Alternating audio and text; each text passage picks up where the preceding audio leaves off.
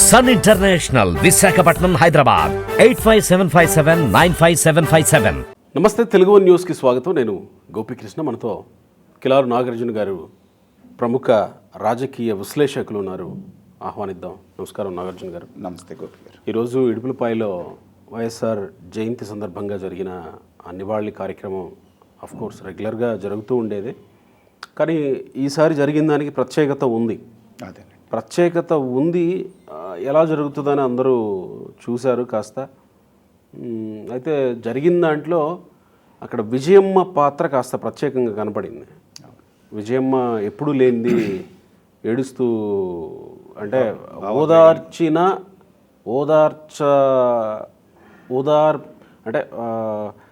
ఓదార్పు నొందలేని ఏడుపు కనపడింది ఆమెలో. కానీ జగన్మోహన్ రెడ్డి కొంత పట్టించుకోకుండానే వెళ్ళిపోయిన సీన్ అక్కడ అంతా అందరినీ కాస్త ఆశ్చర్యానికి గురి చేసింది.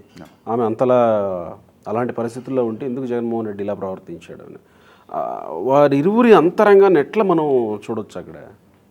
అంటే ఇప్పుడు గోపి గారు, జగన్మోహన్ రెడ్డి గారి ప్రవర్తన అనే దాన్ని మాట్లాడబోయే ముందు విజయమ్మ గారి మానసిక స్థితి గురించి మాట్లాడదాం. ఇవాళ వైఎస్ రాజశేఖర రెడ్డి గారి జయంతి. కానీ 2009 సంవత్సరంలో అనుకోనటువంటి పరిస్థితుల్లో ఆయన మరణం చెందటం మనం చూసాం. చూసిన రోజు నుంచి మనం విజయమ్మ గారి జీవితాన్ని కనుక పరిశీలిస్తూ వస్తే ఈ 2024 వరకు, అంటే దగ్గర దగ్గర ఒక 15 సంవత్సరాలు అనుకోండి. ఈ 15 సంవత్సరాల్లో ఆవిడ ఆనందంగా ఉన్నటువంటి సందర్భం కనుక తీసుకుంటే కేవలం నా దృష్టిలో 1-1.5 సంవత్సరం మాత్రమే అని నేను అంటాను. అవేంటి? ఎందుకంటే అక్కడ అయిపోగానే రాజశేఖర రెడ్డి గారు పోవటం అనేటువంటిది ఆవిడకి చాలా పెద్ద దెబ్బ. అవును కదా. ఆయన స్థానంలో ఏ రోజు ఇల్లు దాటి బయటికి రానటువంటి ఆవిడ బయటికి రావాల్సినటువంటి పరిస్థితి రావటం, ఎమ్మెల్యేగా పోటీ చేసి ఎమ్మెల్యేగా అసెంబ్లీలో అడుగుపెట్టిన దగ్గర నుంచి ఓదార్పు యాత్ర చేస్తాను అని పట్టుబట్టి మంకుపట్టు జగన్మోహన్ రెడ్డి గారు పట్టిన దగ్గర నుంచి కాంగ్రెస్ పార్టీ సాధింపులు అనేటువంటి పార్టీ మీద స్టార్ట్ అయింది. రాజీనామా చేసి బయటకు వచ్చిన తర్వాత అనేకమైనటువంటి కష్ట నష్టాలు జగన్మోహన్ రెడ్డి గారి ఫ్యామిలీ అనుభవించింది. మనందరం చూసాం. అడుగడుగున ఆటంకాలు కల్పించడం, తర్వాత ఈ కేసులో అతను జైలుకు వెళ్ళటం 16 నెలలు, షర్మిల పాదయాత్ర చేయటం, కొన్ని సందర్భాల్లో వాళ్ళు ప్రొటెస్ట్ చేస్తూ రోడ్డు మీదకి భారతమ్మ గారు వీళ్ళందరూ విజయమ్మ గారు కూర్చోవటం కూడా మనకు ఆ విజువల్స్ గుర్తున్నాయి. ఆ స్ట్రగుల్ అంతా సరిపోయింది. 2014 వచ్చేటప్పటికి అధికారంలోకి వచ్చేసాము అని చెప్పేసి అనుకున్నటువంటి సందర్భంలో ఆ రోజున ఇక లాభం లేదు, ఓడిపోవటం. తర్వాత ఇంకొక 5 సంవత్సరాల పాటు పార్టీని ఇది చేయటంలో ఆయన పాదయాత్ర చేయటం, ఇది చేయటం అనేటువంటిది ఆ బిడ్డపడేటువంటి కష్టాన్ని చూస్తూ అలా బాధపడ్డారు, అధికారానికి దూరమై. ఇక 2019లో అధికారంలోకి భారీ ఎత్తున, దానికంటే ముందు వివేకానంద రెడ్డి హత్య విషయం అది చివర్లో, అంటే ఇక 2019 రాబోతున్నటువంటి సందర్భంలో ఒక పెద్ద కుదుపు ఆ ఫ్యామిలీలో, సొంత మరిది దారుణమైనటువంటి హత్యకు గురి కావటం అనేటువంటిది. సరే, 2019లో అఖండమైనటువంటి మెజారిటీ వచ్చింది జగన్మోహన్ రెడ్డి గారికి. పరిస్థితులన్నీ కుదుటపడ్డాయి, ఫ్యామిలీ కుదుటపడ్డటువంటి అనుకున్నటువంటి సందర్భంలోనే ఇంకొక రకమైనటువంటి కష్టాలు మొదలైనవి. ఇక్కడే మనం కీలకంగా ఆలోచించాల్సింది ఏంటంటే, జగన్మోహన్ రెడ్డి గారు జైల్లో 16 నెలలు ఉన్నప్పుడు మొత్తం బాధ్యతనంతా భుజాన వేసుకొని తనకి కాలికి శస్త్రచికిత్స జరిగిన మళ్ళీ సుదీర్ఘమైన పాదయాత్ర చేసిన షర్మిల గారికి ఆస్తిలో వాటా, అధికారంలో కూడా కొంత సముచిత స్థానం ఇస్తారు అని విజయమ్మ గారు భావించారు, షర్మిల గారు కూడా భావించారు. బహుశా అభిమానులు, ప్రజలు కూడా భావించుండొచ్చు. ఖచ్చితంగా మీరు నేను కూడా అనుకుంటాను.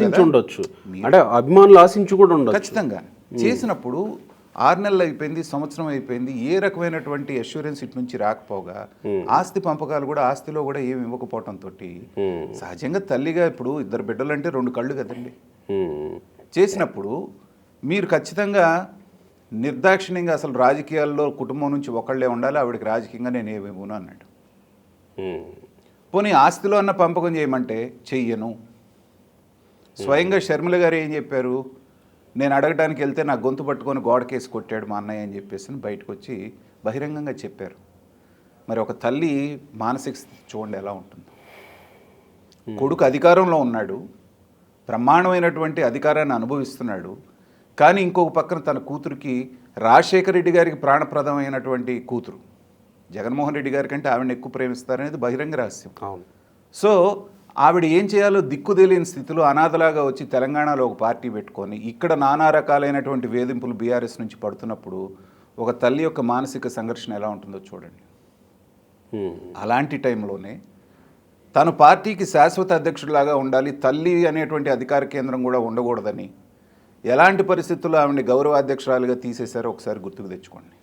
అంటే కంప్లీట్గా ప్లేనరీ అంతా కేవలం ఆమెను బాధ్యతల నుంచి తప్పించడానికి పెట్టిన ప్లేనరీ లాగానే జరిగింది. జరిగిన తర్వాత ఆవిడ మానసిక స్థితి ఎలా ఉంటుంది? పంపించేశారు. ఇద్దరిని కలిపి హైదరాబాద్ తరిమేశారు. తరిమేసిన తర్వాత ఆ రోజు నుంచి ఈ రోజు వరకు ఎన్ని చేయాలి? తర్వాత ఇద్దరు కూడా నువ్వా నేనా అన్నట్టుగా పోటీ, అక్కడితో ఆగుంటే పోయేది.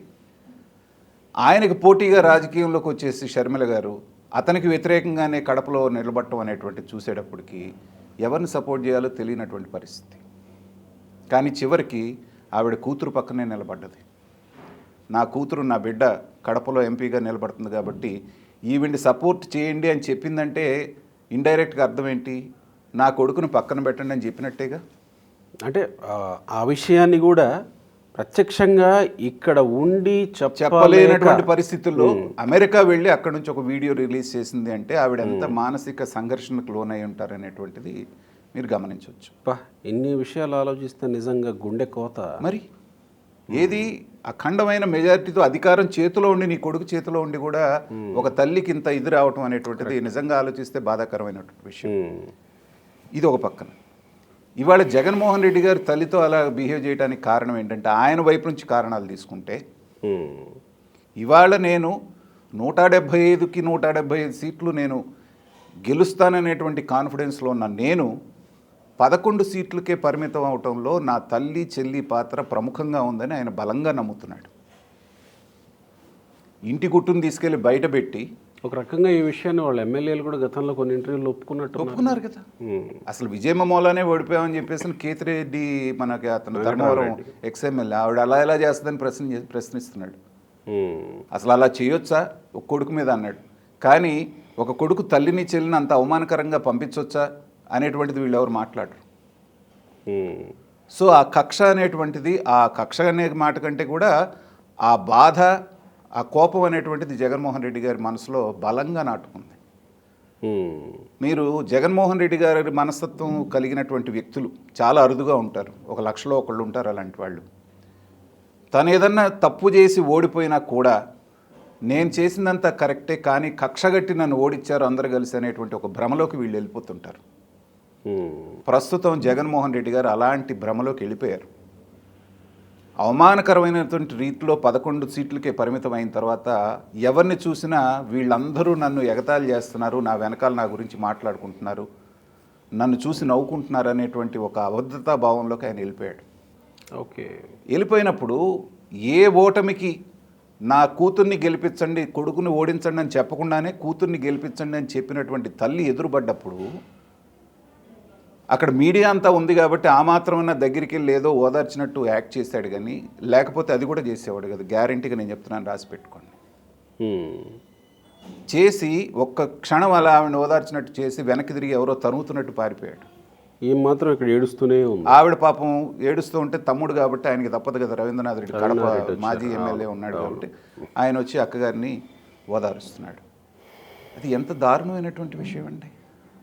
నీ కోసం పోరాడి నీ కోసం చేసి ఇంత చేసినటువంటి తల్లిని అంత నిర్దాక్షిణ్యంగా చేయటం అంటే కర్మ సిద్ధాంతం ప్రకారం ఏమొస్తుందంటేనండి, మీరేం చేస్తారో మీకు అదే తిరిగి వస్తుంది. నువ్వు వాళ్ళకి అన్యాయం చేసావు, ఆ అన్యాయం నీకు ఈ రూపంలో వచ్చింది. ఇది కాయిన్కి ఒక సైడ్. రెండో సైడ్ ఆఫ్ ద కాయిన్ మనం ఆలోచిస్తే విజయలక్ష్మి గారి విషయంలో కూడా ఆవిడ కర్మే ఇవాళ ఆవిడ పడుతున్నటువంటి బాధలకి కారణం అంటాను. అదేంటి మళ్ళీ ఎలా అంటారా,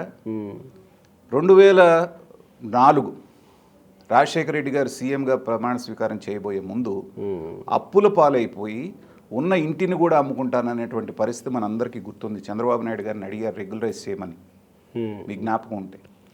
అంటే ఆస్తులు లేకపోగా ఉన్న ఇంటిని కూడా అమ్ముకునేటువంటి స్థితిలో ఉన్నప్పుడు ఒక్కసారి సీఎం అవగానే 100 కోట్లు 1000 కోట్లు ఎక్కడి నుంచి వస్తున్నాయి అనేటువంటిది అటు భర్తని కానీ ఇటు కొడుకుని కానీ ప్రశ్నించకపోవటం అనేటువంటిది ఆవిడ చేసిన. ప్రశ్నించడానికి పాపం ఆమెకి తెలిసి జరుగుతున్నాయా ఏంటి ఇవన్నీ? ఎందుకు అంటే జరగవండి? తల్లితోనూ భార్యతోనూ చర్చించి చేస్తారు. ఏమండి, రాజభవనం లాంటి భవనాలు, ఆస్తులు, అంతస్తులు, షాపింగ్ మాల్స్ ఇవన్నీ వస్తుంటే తెలియకుండానే ఉంటాయండి.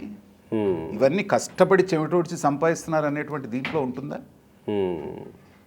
ఇంత అక్రమ సంపాదన జరుగుతున్నప్పుడు ఏ ఇల్లాలైనా సరే కాస్త విఘ్నత ఉన్నవాళ్ళు ఏమంటారు, తప్పు చేస్తున్నారు మీరు, ఇది తరతరాలకి మనకు తగులుతుంది, వద్దు అని మందలించాల్సినటువంటి అప్పుడు ఆవిడ మందలించలేదు. ఒకటి అదేదో సినిమాలో మోహన్ బాబు సినిమాలో తోటకూర దొంగతనం చేసినప్పుడే గనక పనిష్మెంట్ చేస్తుంటే దండిచ్చుంటే ఇక్కడ దాకా వచ్చేది కాదు. ఒకటి. రెండవది 2019 ఎలక్షన్లో జగన్మోహన్ రెడ్డి గారు గెలిచిన తర్వాత ఒక పెద్ద మాట అన్నారు ఆవిడ. మా అబ్బాయి అద్భుతంగా గెలిచాడు, నేను యేసుప్రభుకి ప్రార్థన చేశాను, అవతల వాళ్ళకి కనీసం ప్రతిపక్ష హోదా కూడా రాకూడదని చెప్పేసి నేను ప్రభువుకు ప్రార్థన చేశాను అన్నారు. అంటే మీ ఉద్దేశం ఏంటి? గెలుపు అనేది మొత్తం మా అబ్బాయికి రావాలి, అవతల వాళ్ళు అసలు ఏమీ గెలవకూడదు, అవతల వాళ్ళు నాశనం అయిపోవాలని నువ్వు కోరుకున్నావు. కానీ అప్పుడు ప్రతిపక్ష హోదా ఆయన ఏం చేశారు, పెండింగ్ పెట్టారు ఆవిడ కోరికని. 2019లో ఆవిడ కోరిన కోరికను ఏంటంటే పెండింగ్లో పెట్టి ఆ కోరికను 2024లో తీర్చారు వాళ్ళ అబ్బాయి విషయంలో. ఆ రోజున 23 సీట్లు తెలుగుదేశానికి ఇచ్చి ప్రతిపక్ష హోదా వచ్చేటట్టు చేశారు, వాళ్ళకి ఓటమి ఇచ్చినా కానీ నువ్వు కోరిక ఇందాక నేను అన్నాను చూసారా కర్మ సిద్ధాంతం అని, అదే వచ్చి నీ కొడుక్కి తగిలింది. ఇవాళ ప్రతిపక్ష హోదా కూడా లేకుండా పోయింది.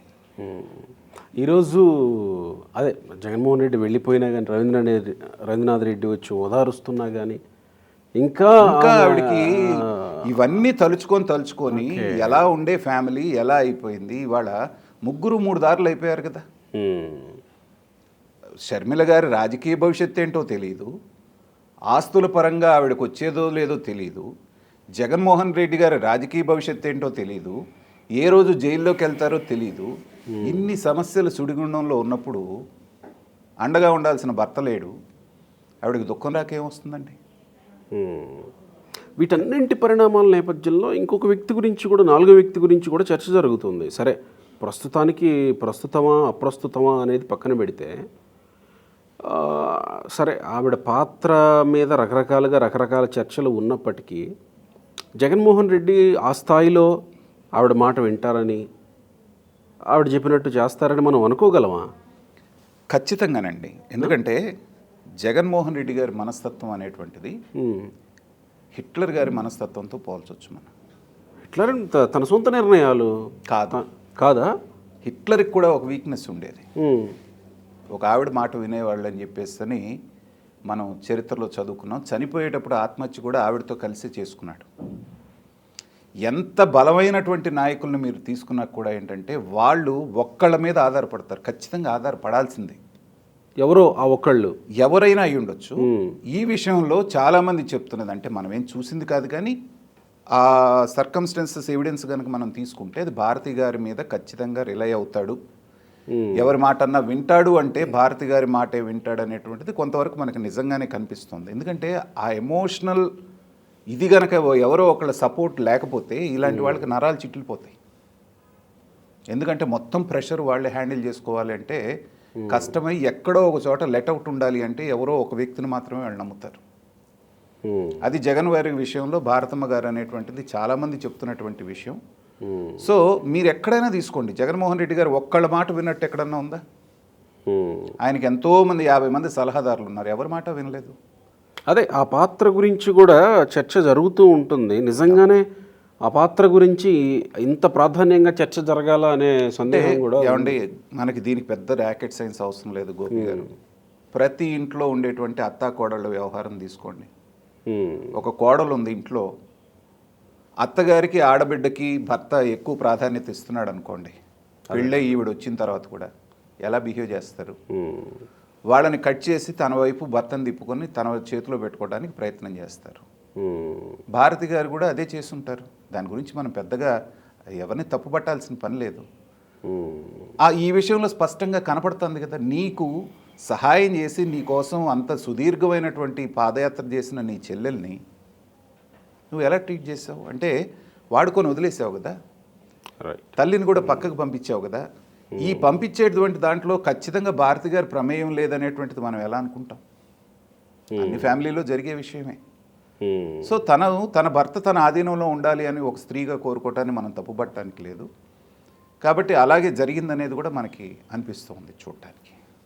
కాబట్టి ఇవాళ జరిగినటువంటి సంఘటనకి ఇంత బ్యాక్గ్రౌండ్ మనకి అక్కడ కనపడుతోంది. దాని రిఫ్లెక్షనే ఇవాళ వచ్చినటువంటి reaction. Right sir, thank you.